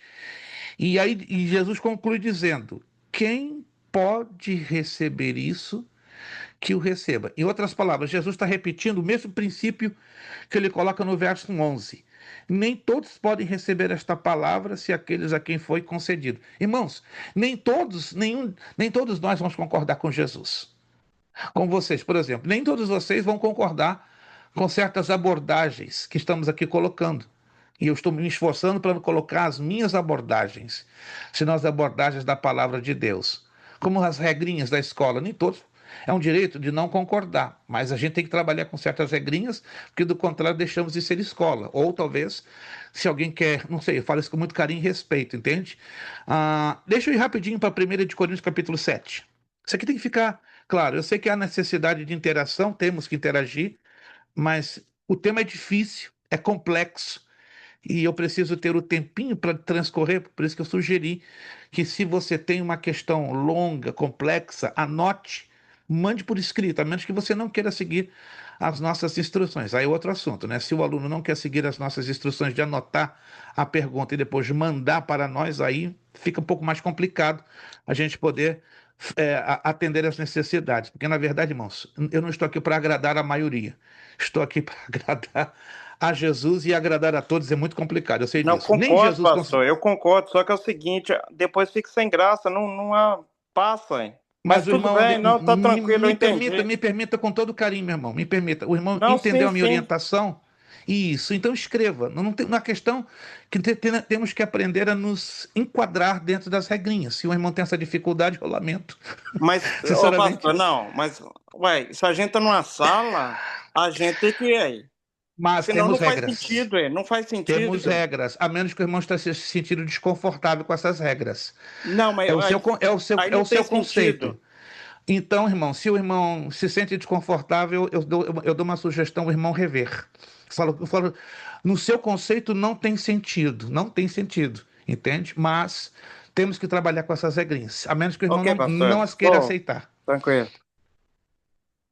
Desculpe, eu estou aqui valendo a autoridade que me foi concedida. Então, se eu não usar dessa autoridade com carinho, respeito e com ética, eu vou ter problemas com os demais, ok? 1 de Coríntios, capítulo 7. 1 de Coríntios, capítulo 7. Primeira carta aos Coríntios, capítulo 7. Vamos ler o versículo 8 em diante. Digo, porém, aos solteiros e às viúvas que lhes é bom se ficarem como eu. Por que ficarem como eu? Porque Paulo estava numa condição de sem o compromisso de casamento. Por isso que muitos alegam que Paulo era solteiro. Não era solteiro porque ele era fariseu. E, por regra, o fariseu tinha que ser membro do sinédrio e obrigatoriamente casado. Então, como está essa situação de Paulo? Não se sabe, nenhum historiador sabe explicar, mas há duas hipóteses: ou que ele tinha ficado viúvo, ou sofrido o abandono. A hipótese de ter sofrido o abandono ou a traição é muito forte, pelas palavras que ele diz, né? Que não é bom o homem tocar em mulher. Mas vamos lá. Vamos lá. Mas se não podem conter-se, casem-se, porque é melhor casar que abrasar-se. Todavia, aos casados, mando não eu, mas o Senhor, que a mulher se não aparte do marido. Percebam que há momentos que Paulo diz, eu digo, e há momentos que Paulo vai dizer, o Senhor quem o diz. Anotem isso, tá? Se, porém, se apartar, que fique sem casar, ou que se reconcilie com o marido e que o marido não deixe a sua mulher. Agora, olha o versículo 12.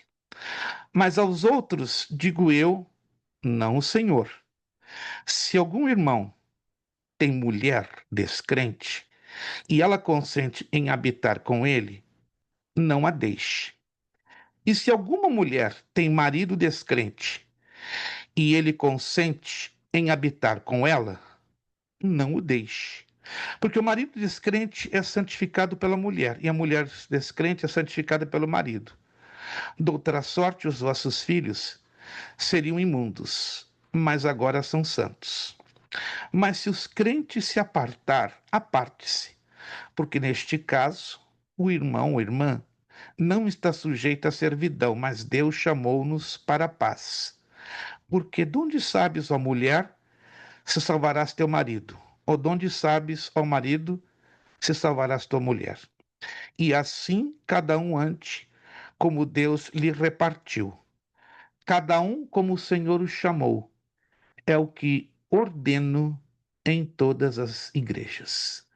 Se vocês lerem com a máxima atenção, haverá momentos aí que Paulo deixa bem claro: sou eu que estou falando, eu, Paulo. E há momentos que ele vai dizer: é o Senhor quem diz. Vamos colocar esses textos na balança e analisar o que Deus ordena e o que Paulo sugere. Estão me entendendo?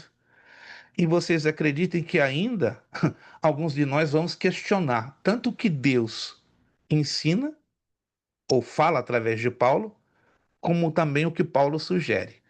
O que Paulo sugere é Paulo. Concorda comigo? É Paulo. Ele tem o direito de expressar sua opinião, mas quando é Deus, muda o assunto.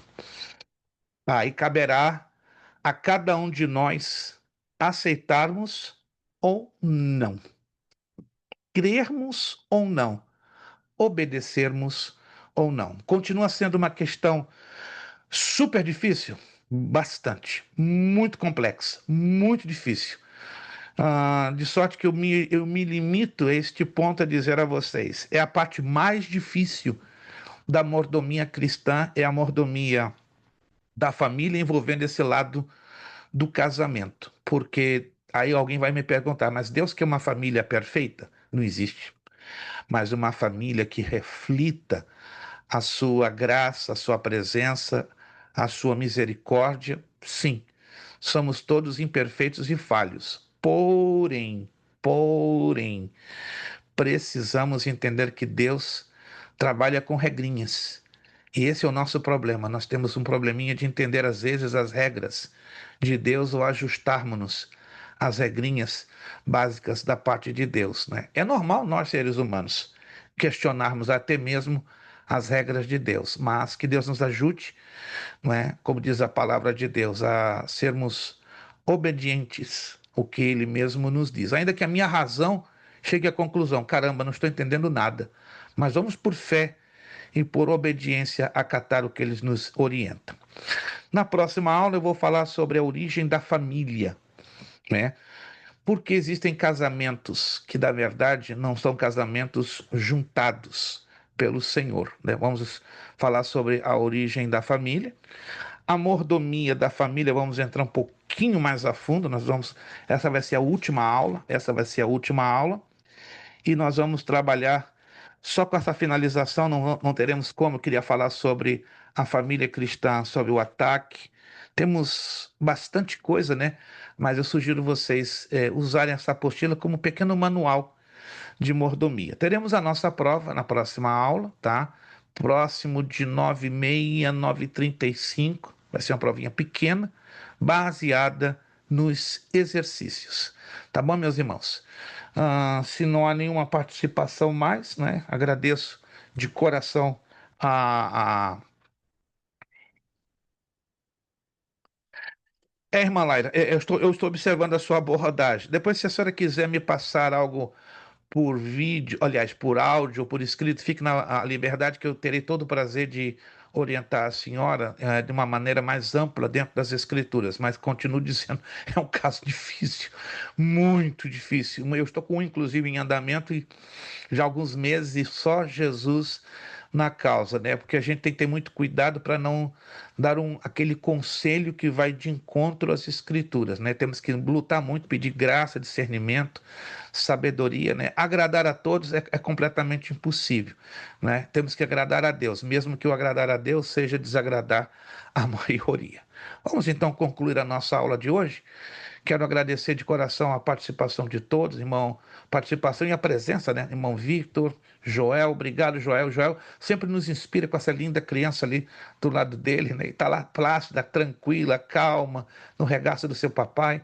Irmã Flávia, muito obrigado, Deus abençoe. Jonathan, obrigado. Irmã Laila, irmã Vanderleia, André, irmã Jo, Kelson, irmã Gleice, que hoje não pôde entrar com seu vídeo. O Wallison também deve ter tido algum tipo de problema, e a irmã Évila. Muito obrigado, meus irmãos. Vamos orar uns pelos outros. É difícil, irmãos. Eu confesso a vocês que ensinar a palavra de Deus não é para qualquer um, muito menos para mim. Eu me esforço ao máximo para tentar colocar as coisas como Deus quer que coloquemos, né? E vocês vão entender que o tempo em classe é infelizmente limitado, né? Até mesmo eu tenho problemas em classes presenciais, que temos que trabalhar com bastante sabedoria, né? Bastante sabedoria, e a Bíblia nos ensina, né? Fazer tudinho as coisas com certa ordem, certa decência.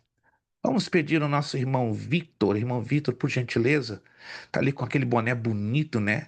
Que eu nunca vou ter, né? E ele continue com esse boné bonito, por gentileza, que abra o seu áudio e ele vai estar. Deixa eu ver aqui. Eu acho que eu estou com problemas aqui no som do irmão Victor. Não, eu estou com problemas. Eu queria que o irmão orasse, mas eu queria que o seu áudio está com um tipo de problemas. Perfeito, perfeito. Vamos pedir, irmão Kelson, que eu estou percebendo aqui, porque aqui no meu lado eu estou vendo uma dificuldade de mexer no áudio do irmão Vitor. Irmão Kelson, abra o seu áudio aí, por gentileza, e nos guie uma palavra de oração agradecendo. Vejo vocês, se Deus quiser, na próxima terça-feira, certo? E peço por gentileza, venham preparados, 9h30, 9h35, nós estaremos então, se Deus quiser, concluindo a nossa matéria e passando para a nossa provinha. Irmão Kelson, agradecendo a Deus pela aula de hoje com a palavra de oração. Amém. Eterno soberano Deus, graças te damos, ó Pai, por tudo. Graças te damos, ó Deus, pela tua presença aqui na aula. Graças te damos, ó Deus, pela vida de cada aluno. Graças te damos pela vida do professor Luiz Prestes, ó Pai. Também queremos te agradecer, ó Deus. Nós viemos permanecer firme, ó Deus, na tua palavra, permanecendo com a tua palavra guardada em nossos corações para não pecar contra o Senhor. Que nós venhamos fazer tudo, meu Deus, com ordem e decência para ti, meu Pai, pois sabemos que o Senhor é poderoso, o Senhor é dono de tudo, Aleluia. e é o Senhor que reina sobre tudo, Pai, e toda honra, toda glória somente para o Senhor, pois tudo pertence a ti, ó Pai. Queremos te pedir que o Senhor seja conosco, meu Deus, no decorrer da noite, nos dando assim, ó Pai, uma noite tranquila de sono, e também no decorrer da semana, Pai. Assim te agradecemos por tudo, em nome de Jesus Cristo. Amém. Amém, amém, amém. Meus irmãos, vamos então terminar. Seriedade, Seriedade, compromisso, Compromisso, disciplina, disciplina, seriedade, Seriedade, compromisso, disciplina, compromisso e disciplina. compromisso, disciplina. É necessário que ele cresça cresça e que eu diminua. É necessário que ele cresça e que eu diminua. É necessário que ele cresça e que eu diminua. E a nós damos o que? A honra, a glória e o poder. Deus nos abençoe. Ótima noite de terça-feira. Paz do Senhor. Abençoada semana. Nos vemos na próxima terça-feira. E entre 9 e 9h35 a nossa provinha. Muito obrigado a todos. Bom descanso. A paz do Senhor Jesus. Valeu, queridos. Fique com Deus. Paz do Senhor.